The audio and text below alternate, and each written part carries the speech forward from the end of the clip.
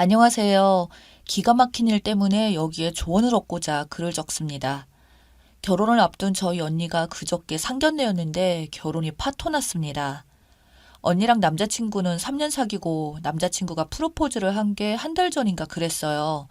그날 집에 와서 엄청 기뻐하고 자랑하던 게 아직도 눈에 선하네요. 언니도 30 중반에 결혼 정년기여서 바로 결혼 준비에 들어갔고요. 사귈 때 한 번도 양가 식구들께 서로를 보여준 적이 없어서 언니가 먼저 남자친구 집에 인사를 했었나 봐요. 그런데 분명 약속 날짜를 정하고 갔었는데 집을 못 들어갔다네요. 언니는 첫 인사라서 과일 포장도 유명한 곳에서 주문해서 들고 가고 나름 엄청 신경 써서 갔는데 왜 갑자기 왔냐는 시어머니의 반응에 한참을 밖에 서 있었다고 해요. 남자친구도 엄마한테 내가 말하지 않았느냐 그러면서 두 사람이 실랑이를 하는데 예비 신부가 인사 오는 날이 나름 중요한 날 아닌가요? 그런데 남자친구가 나와서 하는 말이 커뮤니케이션이 잘못된 것 같다며 엄마가 지금 화장을 안 하고 집이 준비가 안 되어 있으니 다음에 오라고 했다고 하는 거예요.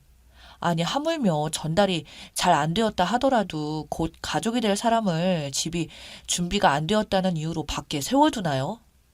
아무튼 그때는 밖에서 30분 정도 두 사람이 실랑이 하는 것을 기다리다가 결국 못 들어갔고요. 언니는 이해할 수 없는 상황 때문에 남자친구하고도 조금 다퉜는데 어찌어찌 넘어가고 다시 나를 잡아서 집에 가서 인사를 드렸나 봐요. 언니를 보자마자 시어머니가 하시는 말씀이 아이고, 우리 잘난 아들 마음 누가 뺏었나 했더니 이 아가씨였네. 이러더래요. 말씀하시는 뉘앙스나 표정이 좀 심상치 않았지만 그러려니 하고 그냥 웃고 말았는데 그 집 어머니가 이것저것 얘기하시다가 과일을 가지고 와서 칼이랑 접시를 언니 쪽으로 주더래요. 가만히 있었더니 과일 못 깎냐고 물어보셔서 어색하게 할 수 있다고 대답하고 과일을 깎았다고 합니다. 결혼을 말씀드렸더니 요즘은 남자 쪽에서 집해오는 거 아니라고 모두 반반씩 해야 한다고 하시길래 언니도 알겠다고 했었고 우리 집에도 그 남자친구가 인사드리러 왔어요. 남자친구가 정말 싹싹하게 잘하고 저도 그 자리에서 바로 형부 호칭 쓰고 잘 지냈습니다. 첫인상도 좋고 성격도 좋아 보여서 저 역시 진심으로 마음에 들었고요. 정말 남자친구분은 나쁘지 않은 것 같았습니다. 그리고 시간이 흘러 상견례 날을 잡게 되었고 그저께 상견례 날 우리는 한식당을 예약할까 했는데 그 집 어른들이 중식이 더 좋을 것 같다고 해서 중식당으로 예약하고 만났습니다. 남자친구 부모님, 누나가 나오셨고 우리 집은 부모님이랑 저랑 갔고요. 처음에 서로 인사하고 따님 잘 키우셨다, 아드님 잘 키우셨다 이런 덕담하고 음식을 먹는데 음식에 북경오리가 나왔거든요. 그런데 그 어머니가 갑자기 우리 엄마한테 땡땡 어머니, 오리 많이 드셨으면 좋았을 텐데 안 드셔서 빵점 어머니가 됐네. 이러셨습니다. 무슨 소리인가 다들 좀 벙쪄서 어색한 분위기가 되었죠. 알고 보니 오리가 뭐 스태미너에 좋은가 보죠. 그런데 우리 엄마는 그거 안 먹어서 딸만 둘 낳았다는 말이더라고요. 자기는 아들, 딸 낳았으니 200점 엄마래요. 그러면서 우리 언니한테 땡땡이는 200점 엄마 돼야 될 텐데 이러더라고요. 이게 뭔 헛소리인가 싶었습니다. 어린 제가 들어도 황당하고 분위기에 맞지 않는 말 같은 것이 시어머니 되실 분이 필터 없이 말하는 스타일인 것 같더라고요. 남자친구가 겸연쩍게 웃으며 한다는 말이 어머니가 아이들을 좋아하셔서 그래요. 이러면서 싹둑머리 없는 소리하고 앉아있고 저는 그때부터 불안해서 음식이 안 넘어가더라고요. 엄마 아빠도 웃음기가 사라지셨죠. 더 대박인 건 다음이었습니다. 서로 집 이야기며 혼수 이야기를 하는데 그 어머니가 당신 아들은 어디 내놔도 안 빠지고 직업 완벽하고 돈벌이 완벽하고 얼굴도 잘생겨서 사실 결혼시키는 것도 아깝다고 대놓고 그렇게 말씀하신 건 아니었지만 이렇게 직업 차이가 나면 원래 여자 쪽에서 더 많이 해오는데 자기네들은 신세대라서 반씩 하자는 겁니다. 네, 남자친구 직업 좋거든요. 약사입니다. 병원 상가 건물 밑에 약국 있잖아요. 그런 약국을 합니다. 그래서인지 일반 사기업에 다니는 사람을 조금 무시하는 경향이 있더라고요. 그런데 우리 언니도 진짜 우리 언니라서가 아니라 시집 보내기 아까웠습니다. 사기업이지만 이름만 들어도 아는 외국계 기업에서 일해서 육아 복지도 좋고 연봉도 나이에 비해서 많이 받습니다. 근데 세상 물정 모르고 그런 얘기를 하니까 당연히 우리 집에서는 기분이 상했습니다. 아빠는 이미 얼굴 굳어 있고 엄마도 말씀이 없으시고 그래서 언니가 아, 그런 거였어요. 그럼 땡땡씨가 집이며 혼수며 다 해와야겠어요. 저는 수입이 고정적인데 아무래도 땡땡씨는 자영업이다 보니 수입이 들쑥날쑥해서요. 그러니 그 어머니가 그래도 사짜 남편 얻기가 쉬운 줄 아냐고 그러더라고요. 너무 노골적인 대화에 제가 다 덩달아 벌개지고 이게 어른들의 세계인가 싶었습니다.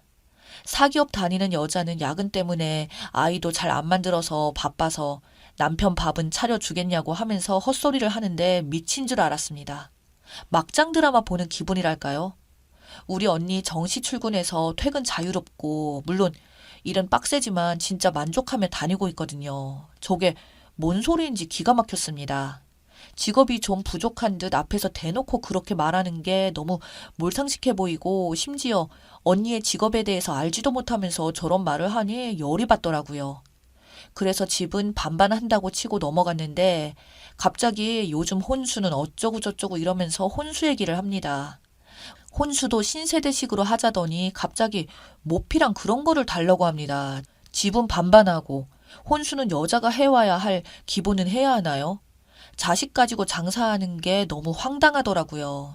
그래서 아빠가 그럼 우리 쪽에서 집 해올 테니 사돈 께서 혼수 준비하는 거 어떻겠냐 했더니 아무리 시대가 바뀌었어도 혼수는 여자가 하는 거라고 뼈대 있는 집안이신데 그런 생각을 하시냐고 뭐 그렇게 말하더라고요. 그런데 진짜 대박인 건 그런 말들이 오가는데 그 남자는 꿀먹은 벙어리처럼 말 한마디 안 하고 있고 시아버지 될 분은 아무 말씀도 안 하고 진짜 기가 막혔습니다.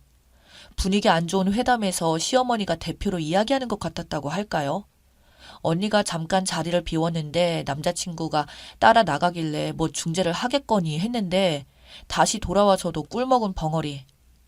제가 보기에도 천불이 나고 갑자기 좋게 보이던 형부가 바보로 보이더라고요.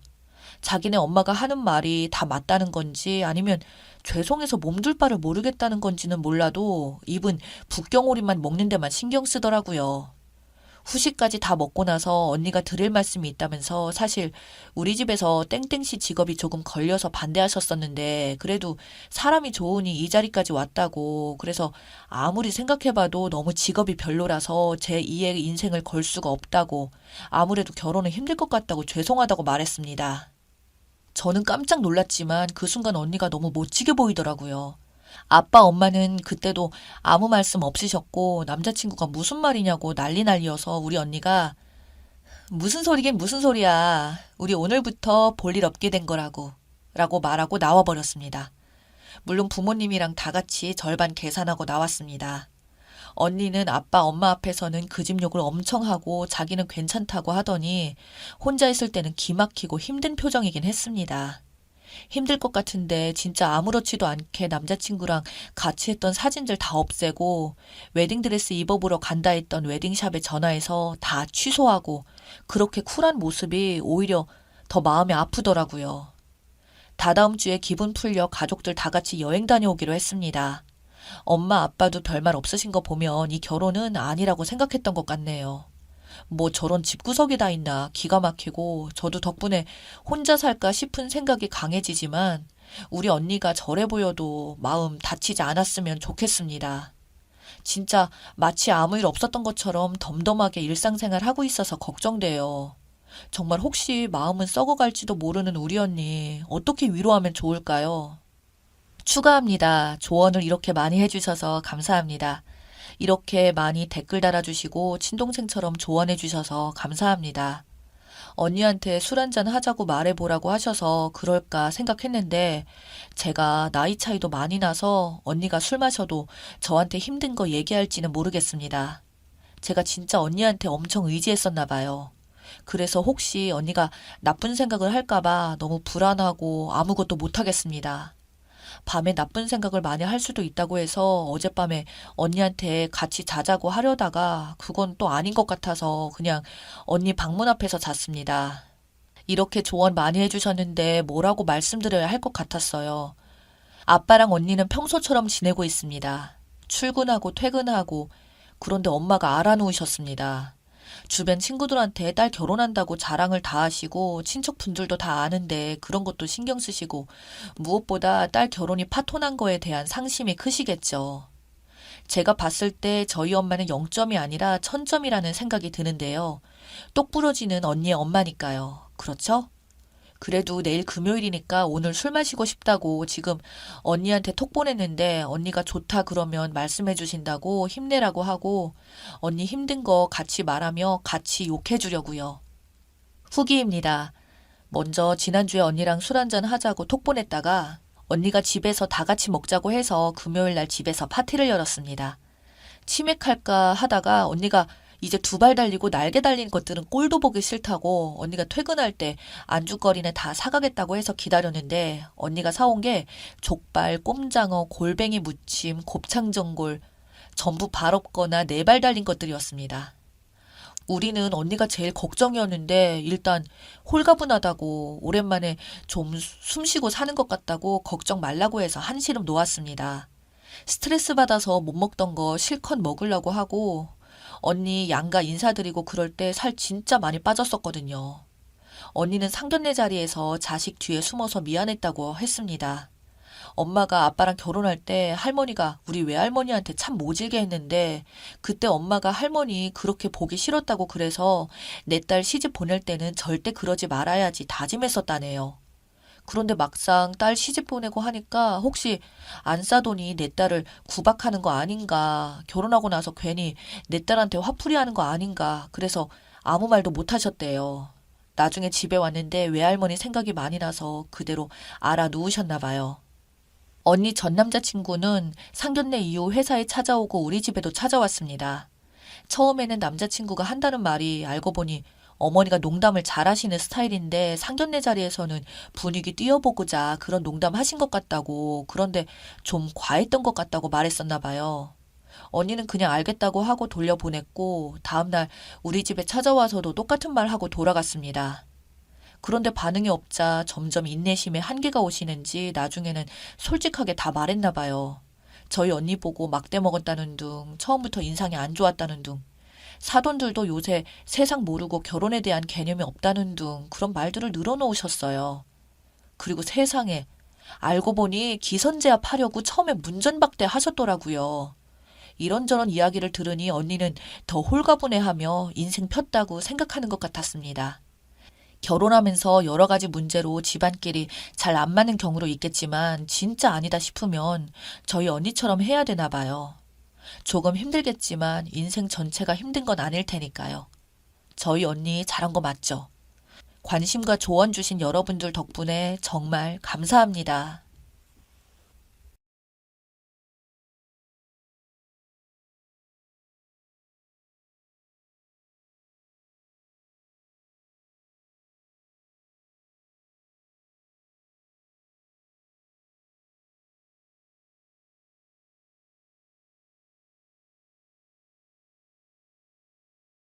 저는 60대 초반에 딸만 셋이나 둔 엄마입니다. 얼마 전에 막내딸이 사귀는 사람이 운영한다는 카센터를 다녀온 적이 있었어요. 더 정확히 말하자면 그쪽 아버지 되시는 분이 운영하는 것을 아들에게 물려줄 것이었는데, 그 주변을 지나다가 궁금해서 가보고 싶었죠. 모두가 다 알만한 대형마트가 주변에 있기 때문에 장을 보러 온 사람들이 많이들 찾는 곳이라서 수익이 좋다고 들었습니다. 일부러 거기로 찾아가려고 했던 것은 아니었고, 그저 일 보고 지나치다가 마트가 근처에 있어서 겸사겸사 들렸어요. 제가 항상 단골로 다니는 곳이 따로 있었던 거라 다른 곳은 가보질 못했습니다. 제 막내딸이 사귀던 남자친구는 실제로 본 적은 없었고 사진으로만 봤습니다.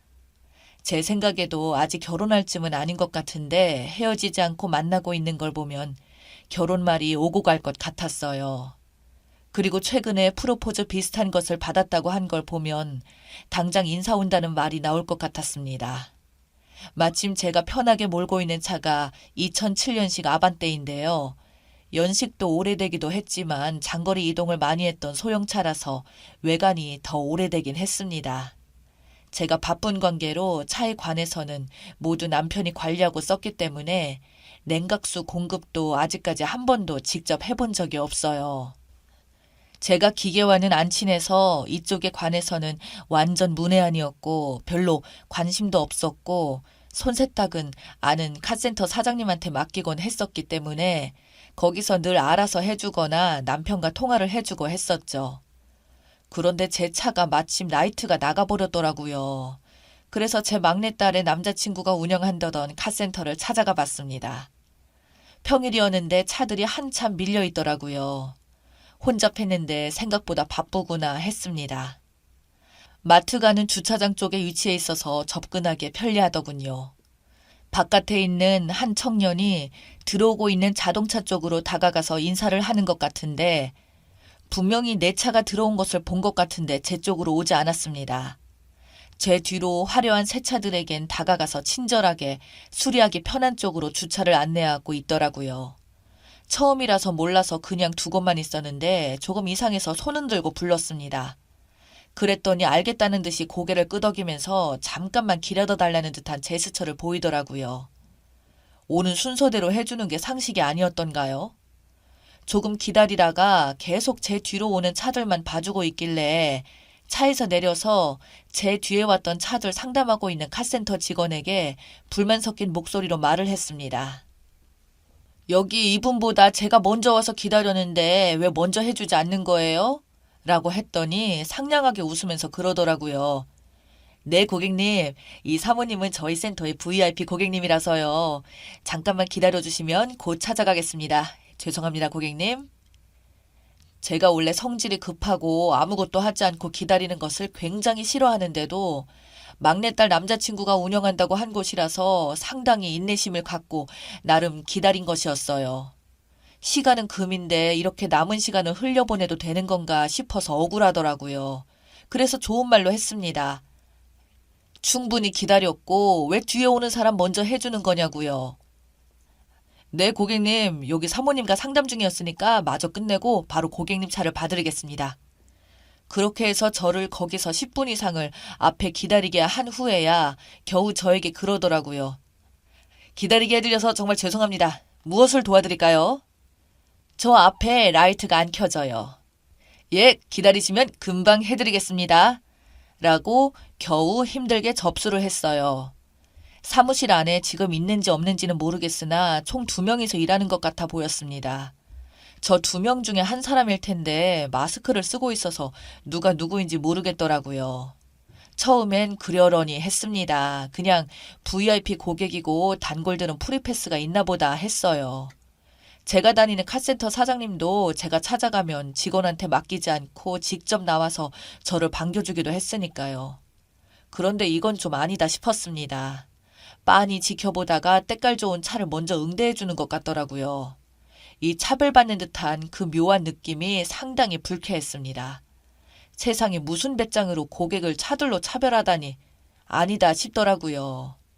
금방 서비스 해준다던 말과는 다르게 한참 뒤에 왔던 외제차를 다시 수리하고 상담하느라 정신없더라고요. 속에서 열이 끓어오르는 것을 참자 참아보자고 다독이고 있었는데 도저히 제가 바쁜 관계로 포기하고 나와야겠다고 생각하고 기다린 시간이 억울해서 한마디 해주고 나오려고 했습니다.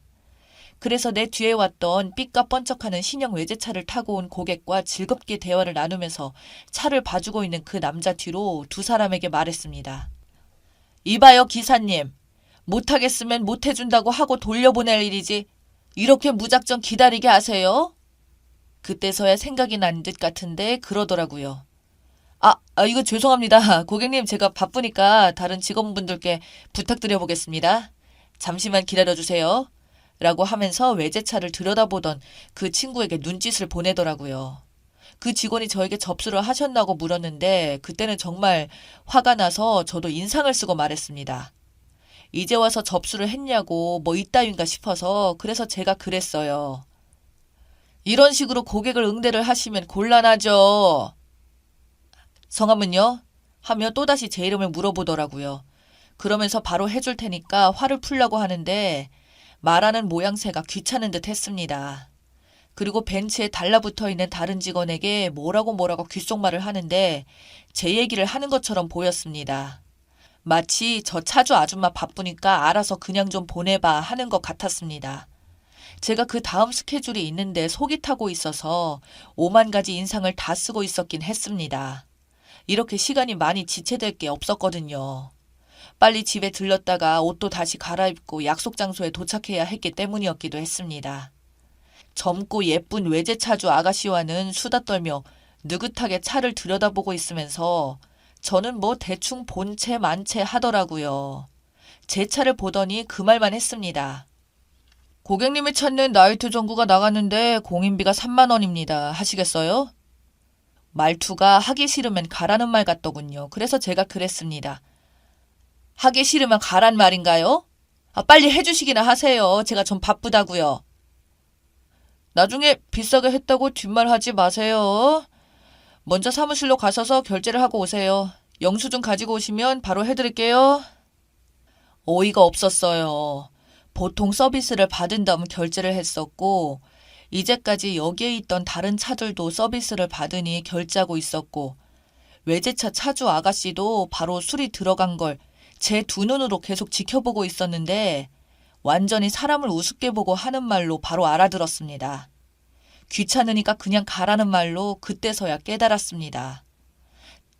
차도 연식 오래된 거지 같은 차를 몰고 왔고 행색 또한 노인 할매가 겨우 라이트 하나 교체하려고 인상 쓰고 눈치 없이 가지도 않고 진상짓을 한다고 생각한 거였죠. 더 이상 이런 대접을 받을 수 있을 수가 없다는 생각에 그냥 가겠다고 했더니 저를 앞에 두고 대놓고 그러더라고요. 아이고 할머니 그냥 가실 거면서 진작에 가실 일이지 왜 그렇게 죽치고 화를 내셨어요? 다음에는 나이트 전구는 손자한테 갈아달라고 하세요. 라고 비웃듯이 말을 하는데 복장이 터지는 줄 알았습니다. 고객님이 아니고 할머니요? 제가 없어 보이니까 다신 오지 않아도 좋다는 듯한 표정이더라고요. 저는 돌아 나오면서 생각했습니다. 여기도 얼마 못 가서 문 닫겠네. 그리고 그날 저녁에 막내딸을 불러서 오늘 낮에 있었던 일들을 말해 주었습니다. 막내딸은 그럴 리가 없다고 하면서 거기서 일하는 다른 직원들인지는 확인을 꼭 해야겠다며 다시 가보자고 했습니다. 그 다음 날 어제와 비슷한 시간에 갔습니다. 한번 태도를 보려고 차를 바꿔 탔습니다. 제가 손님 접대용으로 벤츠를 갖고 있었거든요. 사업을 하다 보니 귀한 손님들을 모실 때는 가끔씩 타던 차였습니다. 역시나 벤츠를 몰고 똑같이 입고 나가니 입구에 도착하기도 전에 바로 달려 나오더라고요. 어제 아반떼를 몰고 왔던 할망인지는 못 알아봤습니다. 고객님, 어떻게 도와드릴까요? 나이트 전구가 나갔어요. 네, 신속히 처리해드리겠습니다. 라고 하더라고요. 그래서 제가 다시 물었습니다. 결제를 먼저 해야 하는 거 아닌가요? 아닙니다. 고객님, 나중에 하시면 됩니다. 수리 후에 다 알아서 해드리겠습니다. 그때서야 제가 선글라스를 벗고 말했습니다. 어이 기사 양반, 한 입 가지고 왜 다른 말을 해요? 무슨 영문인지 전혀 이해를 못하고 있었는데 옆에서 선글라스 끼고 있던 딸이 내리면서 그 남자 직원에게 그러더군요. 수혁이 오빠, 나 모르겠어? 아니, 네가 웬일이냐 연락도 없이? 카센터 한다고 그렇게 자랑질을 하더니 코딱지만 하구만. 네가 감히 우리 엄마한테 라이트 전구 하나 바꾸는데 공인비를 3만 원이나 불렀어? 뭐? 엄마라고? 그때 제가 선글라스를 벗고 벤츠에서 내려서 말했습니다. 왜? 내가 벤츠 타고 오니까 모르겠나? 어제 아반떼 몰고 온 할머니는 벌써 잊었어?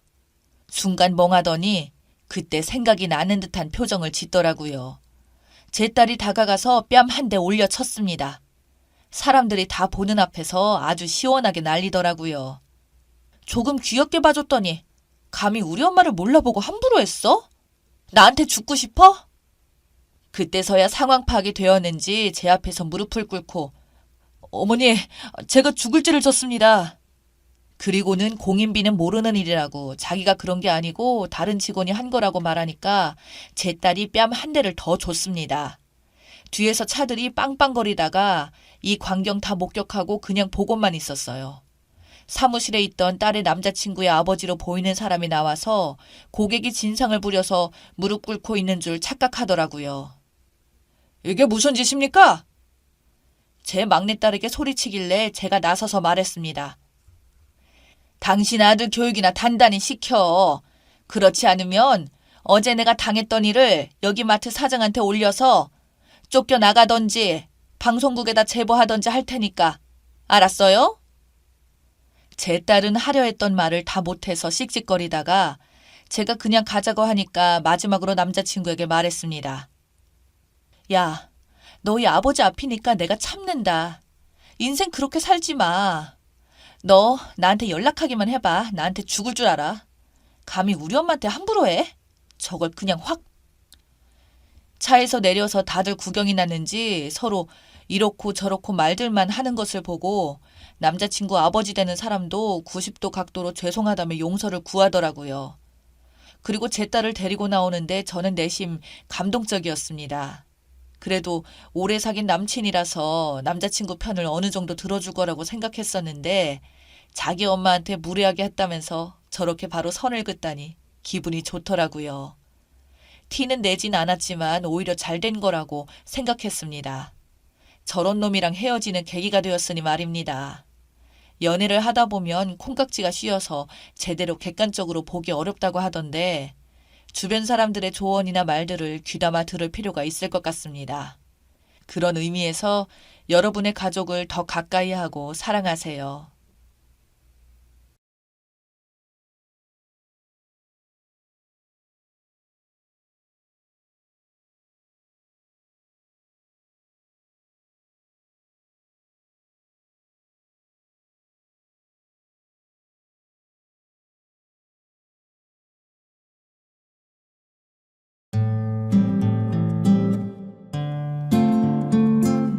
안녕하세요. 정말 너무 큰 고민이 있어서 이렇게 글을 올립니다. 읽어주시고 여러분이라면 어떻게 할지 제발 저에게 조언을 주세요. 부탁합니다. 저는 29살 내년에 결혼 예정인 예비 신부이고요. 남편 될 사람은 저보다 3살이 많은 32살입니다. 결혼 준비에 정말 많은 말썽이 있었지만 그래도 사랑하니까 결혼을 강행해 왔는데 다 날아가서 짧게 요약하자면 신혼집도 내가 살던 집이라 혼수 하나 없이 자기 집만 가지고 들어와서 살기로 했습니다. 그건 상관없었습니다. 근데 갑자기 시누이가 자기도 서울 살아보고 싶다고 우리 집에 들어와서 살고 싶다고 했습니다. 그건 안 된다고 거절했더니 그럼 너는 우리한테 해주는 게 뭐가 있느냐며 시어머니랑 자기 가방 해달라고 했습니다. 샤넬 거 아니면 안 된다고 하더라고요. 시누이 안 어립니다. 나이 34살이고요. 번외로는 시댁에 내 차 타고 갔더니 시아버님이 언제 바꿀 거냐고 물어보십니다. 19년도에 뽑은 차라 5년에서 7년은 타야 할 것 같다고 말씀드렸더니 근데 3년만 타고 차를 주면 안 되겠냐고 하더라고요. 자기도 이런 차 타보고 싶었다고. 제 차 제네시스 G70입니다. 그렇게 대단한 차 아니라고 말씀드리는 겁니다. 심지어 팔라는 것도 아니고 달라고 하십니다. 그 외에도 진짜 별일이 많았습니다. 그래도 결혼을 강행했어요. 왜냐? 사랑하니까. 근데 진짜 운명의 장난인지 얼마 전에 회사가 모회사랑 인수합병이 되었습니다. 근데 모회사에서 아는 얼굴이 있는 것입니다. 예전에 다른 나라로 교환학생 갔을 때 그 나라 유학 중이던 분이셨습니다.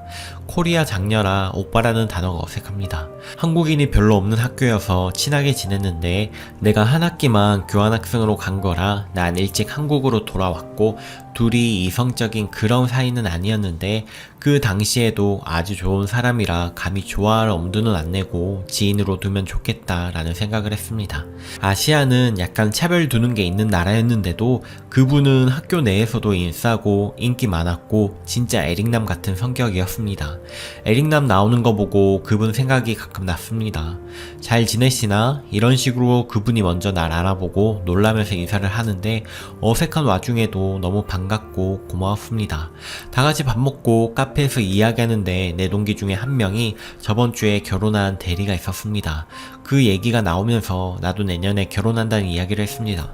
그래서 그분도 내가 내년에 결혼할 사람이라는 것을 알고는 있습니다. 인수합병 기념으로 다 같이 회식을 했는데 심지어 집 가는 방향도 같고 바로 옆 동네라 파하고 같이 집에 가게 되었습니다. 근데 그분도 한국에 와서 내 생각이 많이 나서 연락하고 싶었는데 SNS도 찾을 수 없고 이메일도 보냈는데 내 이메일이 꽉 차 있어서 수신이 안 된다는 메시지만 왔다고 했습니다. 그래서 내가 지금이라도 이렇게 만나서 다행이라고 친하게 지내자고 했고요. 그 후로 직장 동료로서 좀 친해지게 되어서 야근도 같이 하게 되면 저녁 같이 먹고 그랬습니다. 근데 이번에 내가 예비 신랑이랑 진짜 크게 싸우게 되었습니다. 시부모님이 갑자기 서울에 오셨는데 지금 우리 회사가 공장 새로 생긴 게 있어서 진짜 엄청나게 바쁩니다. 공장 실사 나가 있는데 시부모님한테 전화가 왔습니다. 처음에 못 받고 부재중 전화가 있어서 바로 전화했는데 시부모님이 전화를 안 받으십니다. 난 서울에 계신지 모르는 상황이고요. 그래서 그냥 안부 전화인지 알고 다시 전화를 안 했고요. 다시 미팅하고 거래처별 물량 정리하고 진짜 너무 힘든 날이었습니다. 근데 저녁 먹는데 남편한테 전화가 왔습니다. 우리 엄마 아빠가 서울 왔는데 너는 전화 안 받아서 엄마 아빠가 길도 모르고 헤매고 자기가 반차를 써서 겨우겨우 모셨다는 말이었습니다. 나도 일 힘들고 되게 격해져 있는 상황에서 심지어 공장 서울 아니라 경기 외곽이어서 그땐 서울도 아니었습니다. 네 부모님이 서울에 연락 없이 온 게 잘못 아니냐, 그리고 나도 일하는데 반차 쓰고 내가 모셔야 했다는 거냐 물어보니 우리 부모님이 왔어도 그런 태도였을 거냐고 물어보길래 우리 가족은 서울 사람들이 연락 없이 갑자기 찾아올 리 없다. 그래서 난 이해가 안 된다. 대충 이렇게 말했습니다. 근데 문제는 그분이 통화 내용을 다 듣고 계셨으면 내가 하는 말을 다 들으신 거라 아마 남편이 무슨 말을 하는지도 추측이 되었을 것입니다. 내가 표정이 안 좋았는지 괜찮냐고 물어보시길래 그냥 괜찮고 가끔 이런다고 신경 쓰지 말라고 했습니다. 그리고 어제 그분이 나한테 자기가 정말 오지랖인 것 같아서 말을 안 하고 생각만 하려다가 이야기를 하는데 내가 결혼해도 도저히 행복할 수 없을 것 같다 말씀하셨으면 정말 남이라 자세한 내용을 몰라서 엄청난 신뢰인 것도 알고 있다. 대충 이렇게 말씀을 하셨는데 근데 나는 그게 너무 눈물이 났습니다. 그분 태도도 너무 조심스러웠고 뭔가 배려받는 느낌은 너무 오랜만이라 잔뜩 긴장하고 있던 게 풀리는 기분이었습니다. 그래서 눈물을 참아도 눈물이 조금 났습니다. 그래서 어제 반차 쓰고 오랜만에 쉬고 오늘 출근을 했는데 그분이 메신저로 오늘 저녁에 시간 괜찮으면 저녁 먹고 가자고 연락이 왔습니다. 근데 지금 너무 죄책감이 듭니다. 왜냐면 난 남편 될 사람이 있고 내가 이분한테 지금 호감을 느끼고 있는 게 느껴지기 때문입니다. 남자친구와 헤어진다고 해도 이유가 이 사람이 되면 안 된다고 생각했고요. 그래서 거절을 했습니다. 너무 마음이 뒤숭숭하고 오늘은 비까지 오는데 나 같은 경우면 여러분은 어떻게 하실지 너무 궁금합니다. 중간에 음슴체로 바뀐 것도 양해 부탁드립니다. 제발 조언 좀 부탁해요. 후기입니다. 안녕하세요. 바쁘고 정신없고 거기에 회식에 뒤숭숭할 틈도 없이 바빠서 지금에야 후기 아닌 후기를 남기게 되었습니다. 우선 지금 동거 중이 아니냐, 남편과 시부모라는 말이 너무 익숙하다. 전 남편과 될 사람과 7년 연애를 했습니다. 그래서 남편이라는 호칭과 시댁이라는 호칭이 익숙합니다. 또한 간결하고 급하게 쓴다고 앞에 예비 남편, 예비 시부모님이라는 말을 생략하여 이런 오해가 있었던 것 같네요. 물론 제가 본집에서 나와 따로 살고 있을 때 제 집에 자주 온 것은 맞으나 같이 살고는 있진 않습니다. 같이 살자는 말은 몇 번 나왔지만 결혼 전에 살림 합치고 싶지는 않았습니다. 결혼 이야기는 1년 전에 나왔고 전염병 때문에 식이 미뤄진 것도 아닙니다. 식은 내년 5월 예정입니다. 처음부터 제 남자친구가 이러한 사람인 건 아니었습니다. 연애와 결혼은 다르다는 것을 정말 많이 알게 된 계기입니다. 남자친구는 본인의 가족을 아끼며 사랑하며 저도 그래주길 원한 것 같습니다. 둘째, 주작이다. 29살에 돈을 어떻게 모으느냐 하시는 분들도 있으셨는데요. 제가 사는 집은 아주 허름한 고옥입니다. 제가 세입해 있는 건물의 건물주가 망하여 이에 유차로 제가 빚을 내고 낙찰 받아 시세보다 저렴하게 매매하였습니다. 현재 대출금은 건물가액의 20% 정도 남아있으나 부동산 대출의 경우 대출 이자율이 훨씬 낮기 때문에 천천히 갚아갈 생각입니다. 건물이라고 해서 큰 건물이 아니고 2층짜리 건물이며 16평, 16평에서 32평짜리 건물이기 때문에 엄청나게 대단한 것이 아닙니다. 또한 차도 부모님이 주신 차를 팔고 구매한 것이기 때문에 현금 3천만원 정도만 들었습니다. 시누이 가방은 해줬느냐? 시누이는 해주지 않았지만 시어머니는 해드렸습니다. 가족이 될 사람이라고 생각했거든요. 네, 여러분 저 파혼했습니다. 너무 전화가 많이 와서 오늘 번호도 바꿨어요. 예식장 예약금과 샤넬 가방 날렸는데 그 500만원으로 제 인생이 더 행복해졌다고 생각하려고요. 첫사랑이고 저도 물론 모자란 부분이 많습니다. 제가 글을 쓰는 화자가 되어 글을 써 돋보이게 보이도록 쓴 거죠. 사랑했던 사람이고 사실 지금도 많이 사랑합니다. 7년간 하루를 빠짐없이 사랑했네요. 30살 전에 결혼하겠다 이런 것도 아니라 오래 사귀었고 사랑해서 결혼 결심했습니다. 진짜 오로지 그놈의 사랑이었습니다. 결혼 준비 시작하고 나서는 하루도 말썽인 적이 없었던 적이 없습니다. 그러면서 점점 현실적인 문제들이 보이면서 정이 떨어지고 있는 와중에 좋은 사람이 제 눈에 보이기 시작했던 것 같네요. 근데 그 좋은 분하고도 잘 될 생각은 없습니다. 지금 너무 지쳤고 물을 마셔도 목이 말라요. 소관이 타고 있는 기분인데 그래도 무덤덤하고 사실 아직 감흥이 없습니다. 설레는 감정도 없고 불안한 감정도 없어요. 그런 아무런 감정이 없다고 해야 하나? 잘 모르겠네요. 체중계 올라가 봤는데 살이 7kg가 빠졌더라고요. 결혼 준비하면서 다들 다이어트는 파혼 다이어트가 최고인 것 같네요. 아직 회사에는 파혼 사실을 알리진 않았습니다. 오늘 밥 먹을 때 말하려고 했는데 말 못하겠더라고요. 다들 모두 감사했습니다. 저 자신도 더 좋은 사람이 되려 노력하겠습니다. 흔들리지 않고 그냥 제일 사랑하고 그러려고 공부하고 대학 나온 거니까요. 조언해주신 모든 분 너무 감사드립니다. 댓글입니다. 정말 너무너무 잘했어요. 잠깐 쉬어요. 너무 많이 시달려서 휴식이 간절해 보입니다. 드디어 벗어났다는 해방감 너무 축하합니다. 이제는 언니 인생을 사세요. 잘하셨습니다. 제가 판에서 항상 이야기하는 결혼 전에 절대 동거하지 말라고 했는데 동거도 안 했고 끌려다니면서 할 수 없이 결혼하는 것도 절대 아닙니다. 아직 29살 어리다면 어린 나이지 절대 많은 나이가 아닙니다. 그리고 시누이 될 뻔한 그 여자 나이 34살에 결혼도 안 했으면서 어디 신혼집에 얹혀 살 생각이나 하고 안되니 샤넬 가방 타령이라니.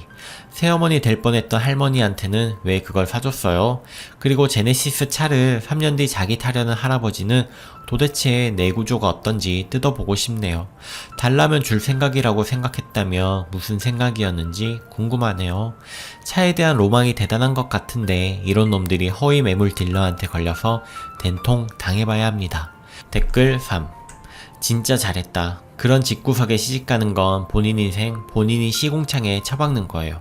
저는 그 정도가 아니었는데 결혼하고 나니 그런 짓들을 하더라고요. 몇 년 시달리다 시부모고 뭐고 난리를 치고 뒤집어 엎어버리고 대면 산답니다. 남편도 지 부모밖에 모르고 전 결혼 후회합니다. 남편한테 정 떨어져서 접촉도 없이 산 지는 이미 오래됐고 애 하나 있어서 애 때문에 살고 있습니다.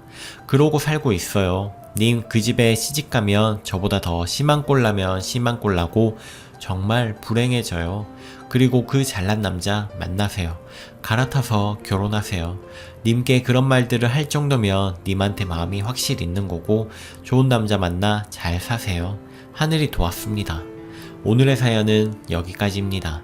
여러분의 생각은 어떠신가요? 오늘도 행복한 하루 보내세요.